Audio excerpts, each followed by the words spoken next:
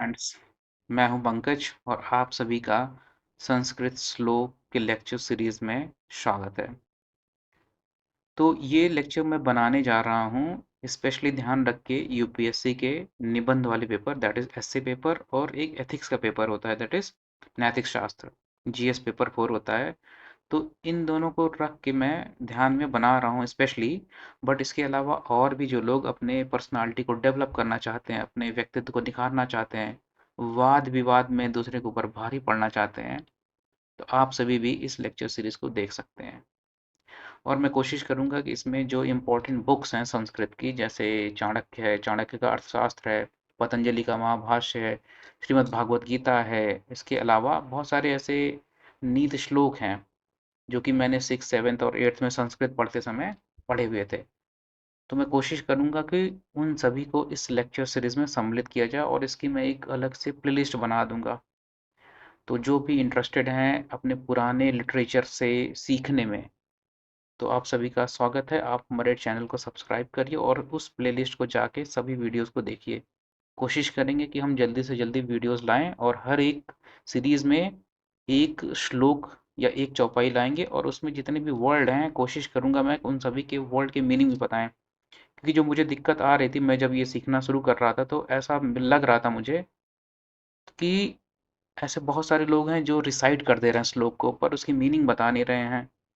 तो कठिनाई क्या होती है, कोई भी जो बिगनर स्टूडेंट होता है उसको दिक्कत ये होती है कि समझने में ही दिक्कत आ जाती है कि इस शब्द का मीनिंग क्या है, अर्थ कैसे निकाला जाए चीज़ों का और इसका प्रयोग कहाँ पे किया जाए, कहाँ पे बोला जाए इन श्लोक को। तो हमारी कोशिश ये रहेगी कि आपको एकदम बेसिक लेवल से हर एक वर्ड की मीनिंग बताने की कोशिश की जाए। अब मैं भी इतना कोई प्रकांड विद्वान तो नहीं हूँ संस्कृत का, पर मैं कोशिश करूंगा कि आपको जितना हो सके उतना ज़्यादा ज्ञान दे सकूं मैं शब्दों के अर्थ को लेके। और अगर इसको कहाँ पे प्रयोग किया जा सकता है, ऐसे में कैसे प्रयोग किया जा सकता है, या फिर निबंध जो जैसे स्टेट वाले पीसीएस के निबंध होते हैं वहाँ पे कैसे प्रयोग किया जा सकता है, जीएस पेपर 4 जब आप एथिक्स का पेपर लिखोगे नीति शास्त्र का, तो वहाँ पे कैसे प्रयोग करोगे। और एक और चीज़ जो मैं बताना चाहता था, अच्छा जैसे आप ऐसे इंग्लिश में लिखना चाह रहे हो तो वहाँ पे इसका प्रयोग करना थोड़ा सा कठिन हो जाएगा, ट्रिकी हो जाएगा। लेकिन हिंदी और संस्कृत माध्यम वाले जो विद्यार्थी हैं उनके लिए ये लेक्चर सीरीज तो एकदम रामबाण की तरह काम आएगी। तो चलिए शुरू करते हैं हम अपने सीरीज को। तो आज का जो हमारा श्लोक है वो क्या है, उद्यमेन ही सिद्ध्यंति कार्याणि न मनोरथे। उद्यमेन हि सिद्ध्यन्ति कार्याणि न मनोरथे, न हि सुप्तंस सिंहंस प्रविशन्ते मुखे मृगः।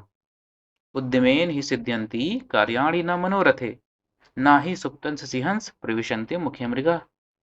अब इसका देखते हैं एक एक वर्ड हम पकड़ेंगे और उसकी मीनिंग निकालने की कोशिश करेंगे। ठीक है,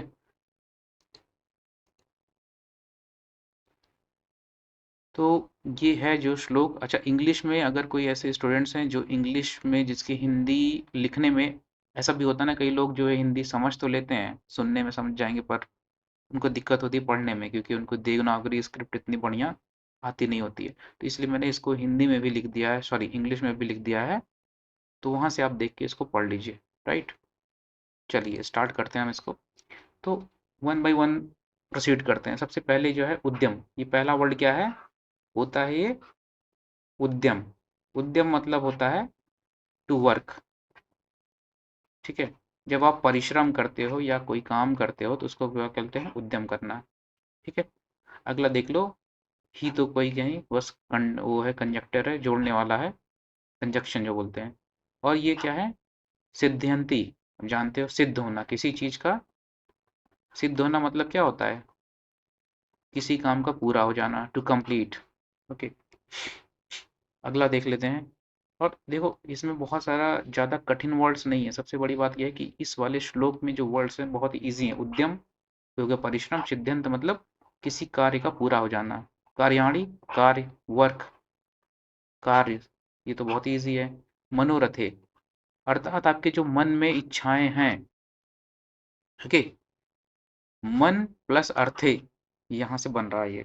तो आपकी जो मन में इच्छाएं हैं, those desires in your mind or in your soul, whatever you wish to achieve in your life, उसको क्या बोलेंगे हम? मनोरथे। ओके, अगला देखते हैं। ना ही सुप्तंस सिंहंस। अब देखो, सुप्तंस, सुप्त मतलब होता है सोना। बहुत इजी है, कोई कठिन वर्ड नहीं है। ठीक है। अगर आपको थोड़ा सा तत्सम शब्द पता है ना संस्कृत के, तत्सम और तद्भव, तो काफी मीनिंग आप श्लोक की अपने आप ही निकाल ले जाओगे। बहुत कठिन नहीं है ये। तो सुप्तस मतलब सोता हुआ। सिंहस, सिंह किसको बोलते हैं? शेर को, लायन। इसको बोलते हैं सिंघम। प्रविशन्ते, वेरी इजी, प्रवेश करना। प्रविशन्ते किससे बन रहा है? प्रवेश करना, दैट इज टू एंटर। मुखे, मुख मतलब क्या होता है? मुंह। Very easy. मृग, मृग किसको बोलते हैं? डियर को या हिरन को। ठीक है। अब देखो, वर्ड मीनिंग सब पता चल गई। अब चलो इसका मीनिंग निकालते हैं हम। वर्ड मीनिंग क्लियर हो गई है। तो क्या कहा जा रहा है कि जैसे कि सोते हुए शेर के मुंह में कौन नहीं घुस जाता है? हिरन। अर्थात देखो, इसका जो एनालॉजी है, एनालॉजी, कैसे मीनिंग निकालोगे आप इसका? कहा क्या जा रहा है कि जब तक आप उद्यम नहीं करोगे, आपके जो मन में इच्छाएं हैं, जो आपके डिजायर्स हैं, जो आपके गोल्स हैं, वो कभी पूरा नहीं हो पाएंगे। राइट। तो जब तक आप परिश्रम नहीं करोगे, आपका कोई भी कार्य सिद्ध नहीं होगा जो भी आपके मन में है। बहुत ही क्लियर, एकदम स्ट्रेट फॉरवर्ड है ये। और इसको एग्जाम्पल दिया जा रहा है कैसे? इसका एग्जाम्पल ये दिया जा रहा है कि जैसे भूखा, अगर कोई शेर भूखा अपने केव में पड़ा हुआ है और उसको पता है कि मुझे भूख तो लगी है, और चाहता है कि वो जो है शिकार भी ना करने जाए और उसको खाना भी मिल जाए, तो जो भी लेखक है उसने क्या कहा है कि ऐसा तो कभी होने से रहेगा, कभी हो ही नहीं सकता कि जो भूखा शेर है उसके मुंह में हिरन आके खुद ही अपनी बलिदान दे दे कि लो भैया, आप भूखे हो, मुझे खा लो। तो ऐसा जिस तरह से किसी भी भूखे शेर के मुंह में कोई हिरन आके अपने आप नहीं घुस जाता है, उसी तरीके से किसी भी मनुष्य के जो मन में उसकी इच्छाएं हैं, जो उसका गोल है, जो उसका डिजायर है, वो बिना परिश्रम के कभी पूरा नहीं हो सकता है। क्लियर है? Very easy. तो इसका देख लो एक बार, जो है जो हिंदी ट्रांसलेशन है वो भी देख लो। वैसे मैंने बता दिया है, अब इसमें कुछ नया जानने के लिए नहीं है।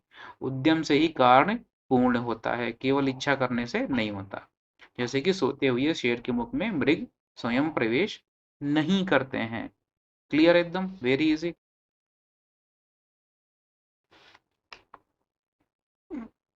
हाँ, तो एक और इसमें है, कोई भी मतलब, वेरी इजी। हाँ हाँ। चलो फिर आज तो यही देखते हैं, अगले वाले लेक्चर में हम फिर से एक नया लेके आएंगे, नया श्लोक लेके आएंगे। और पहले कुछ हम 10-15 श्लोक करेंगे बढ़िया बढ़िया, उसके बाद फिर हम रामचरितमानस की तरफ मूव करेंगे और वहां से बहुत ही बेहतरीन जो नीति परक चौपाइयाँ हैं वो हम उठाएंगे। तो चलो फिर आज के लिए बाय बाय, अगले लेक्चर में मिलते हैं फिर से।